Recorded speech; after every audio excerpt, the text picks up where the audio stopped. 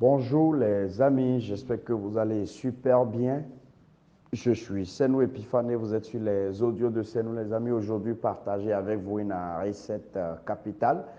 Le thème du jour est intitulé « Les choses n'ont de valeur que celles que les hommes leur donnent ». Les choses n'ont de valeur que celles que les hommes leur donnent. Les amis, retournons dans un passé très récent. La plupart des pays de l'Afrique de l'Ouest ont connu ce que nous avons appelé la dévaluation. Et de par ce fait, sur le plan monétaire, et je parle précisément par exemple du Bénin, le billet que nous avions l'habitude d'utiliser, quand je prends par exemple le billet de 500 francs, de 1000 francs, ces billets ont été modifiés. Et puis aujourd'hui, nous avons d'autres billets que nous utilisons. Regardons autour de nous les pierres précieuses comme par exemple l'or, les pierres précieuses comme par exemple le diamant, les pierres précieuses comme par exemple l'émeraude que nous utilisons aujourd'hui. Restons maintenant dans l'euphorie de l'événement que nous vivons, de l'histoire que nous vivons actuellement, et que les gens appellent le coronavirus, qui est une crise entre griffes sanitaires, et qui a déjà engendré une crise, une récession économique, parce que près de 90% des affaires en Europe comme aux États-Unis ont déjà reçu énormément donc, de chocs. Et donc, le taux de chômage s'est augmenté de manière drastique, que ce soit aux États-Unis comme en Europe. Et actuellement, lorsqu'on vient par exemple en Afrique de l'Ouest, il a été publiquement annoncé que, par exemple, nous sommes déjà rentrés dans une situation qu'on peut appeler la crise alimentaire. La crise alimentaire, pourquoi? Parce que la plupart de ce que nous mangeons en Afrique de l'Ouest, je parle de l'Afrique de l'Ouest que je maîtrise un peu, nous les importons donc de l'Occident. Alors, prenons par exemple cette crise sanitaire et repartons dans les autres expériences que je vous ai données. Vous allez voir quelque chose de similaire dans les trois faits que j'ai narrés. Les amis, lorsque par exemple on a donné les détails, un professeur, un soignant, un docteur a donné par exemple les détails sur cette crise sanitaire et a révélé par exemple ses expérimentations sur par exemple des patients à base de la chloroquine. Qu'est-ce que le monde entier a commencé par faire? Les gens ont commencé par raffoler la chloroquine, commencer par chercher la chloroquine partout dans les pharmacies, partout où ils peuvent trouver, les gens étaient appelés à acheter cette chloroquine parce que cette chloroquine avait été annoncée comme un des éléments qui pouvait efficacement soigner le mal. Ce qui m'intéresse ce matin en faisant ces rapports, c'est de montrer comment rien n'a de valeur jusqu'au jour où l'homme décide de lui donner de la valeur. Quand je prends par exemple le billet que nous utilisions ou les billets que nous utilisions, le jour au niveau le plus élevé, il a été décidé que ces billets ne sont plus d'actualité, mais nous devons passer à la révolution monétaire. Et donc, l'on a designé de nouveaux billets qu'on a mis à notre disposition. Les gens qui avaient ces genres de billets sur eux ont, de manière surprenante, se sont levés du jour au lendemain, ont trouvé que les billets qu'ils détenaient n'ont plus de valeur. Et ont commencé par immédiatement chercher à avoir les nouveaux billets auprès des banques et auprès de leurs institutions financières respectives. Lorsque, par exemple, vous prenez l'or, le diamant, prenez l'exemple d'une personne qui ne savait absolument rien de ce que c'est que l'or, le diamant. Il ne connaît pas, il n'en a jamais rencontré. Mais il se fait que sur son chemin, il a fait la découverte d'un gros sac qui est rempli par exemple d'or.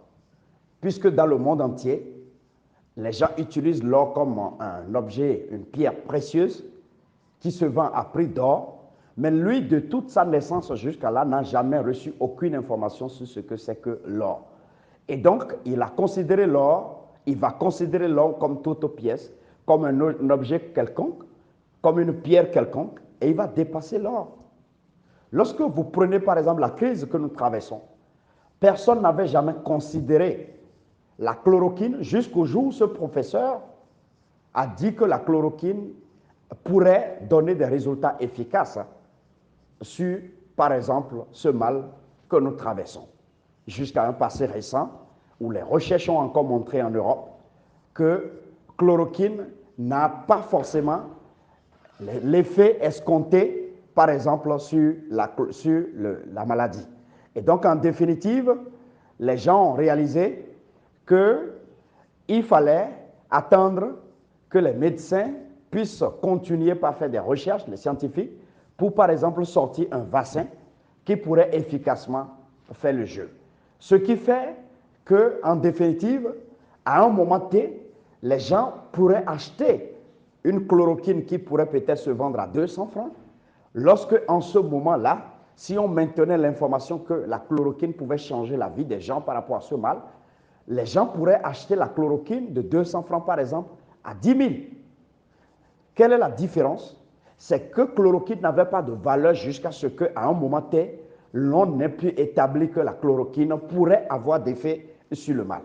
Les amis, je voulais vous dire que ce sont les hommes qui fixent les valeurs. Ce sont les hommes qui donnent la valeur. Et donc, l'information que je veux partager, la connaissance que je veux partager aujourd'hui, veut dire que toute chose que vous voyez devant vous n'a pas de valeur jusqu'au jour où vous décidez en tant qu'être humain de leur donner de la valeur.